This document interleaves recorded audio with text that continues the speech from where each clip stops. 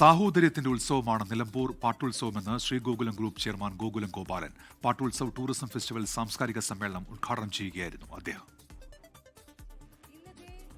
20ാമത് Nilambur പാട്ടുത്സവ് tourism ഫെസ്റ്റിവലിൽ വലിയ ജനപങ്കാളിത്തമാണ് ഉണ്ടാകുന്നത്. 6ാം ദിന സാംസ്കാരിക സമ്മേളനം ഗോകുലം ഗ്രൂപ്പ് ചെയർമാൻ ഗോകുലം ഗോപാലൻ ഉദ്ഘാടനം ചെയ്തു. കല മനുഷ്യ മനസ്സിനെ ശുദ്ധീകരിക്കുന്ന പ്രക്രിയയാണെന്നും കുട്ടികളിലെ കലയെ രക്ഷിതാക്കൾ പ്രോത്സാഹിപ്പിക്കണമെന്നും ഗോകുലം ഗോപാലൻ. ജാതിക്കും മതത്തിനും രാഷ്ട്രീയത്തിനും അതീതമായ പാട്ടുത്സവത്തിന് ഗോകുലം ഗ്രൂപ്പിന്റെ പിന്തുണയുണ്ടാകും. ഇതൊരു കൂട്ടായ്മയാണ്, ഒരു സൗഹാർദ്ദ കൂട്ടിയാണ്. നമ്മുടെ മനുഷ്യന്മാരോട് കൂട്ടായ്മ, മനുഷ്യ നിസ്വാർത്ഥയുടെ കൂട്ടായ്മയാണ്, സ്നേഹത്തിൻ്റെ കൂട്ടായ്മയാണ്. ഈ കൂട്ടായ്മയെ നമ്മൾ പ്രോത്സാഹിപ്പിക്കണം. മതപരമായിട്ട് നമുക്ക് നല്ല ആചാരങ്ങളുണ്ടാകും. എല്ലാ മതത്തിലെ ആചാരങ്ങൾ നമ്മൾ കറക്റ്റായിട്ട് ആവർത്തിക്കണം എന്ന് പറയുന്നു. ദൈവം എന്ന് പറഞ്ഞു കഴിഞ്ഞാൽ നമ്മൾ എല്ലാ മതക്കാരും ഒരു ശക്തിനാണ് നമ്മൾ ആദരിക്കുന്നത്.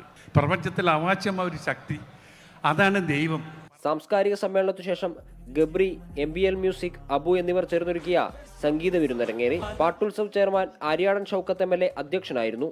Noufal, Rajeesh Lal, rotary club president MP Sudhakaran, TVS Shanavas തുടങ്ങിയവർ പ്രസംഗിച്ചു. 24 മലപ്പുറം.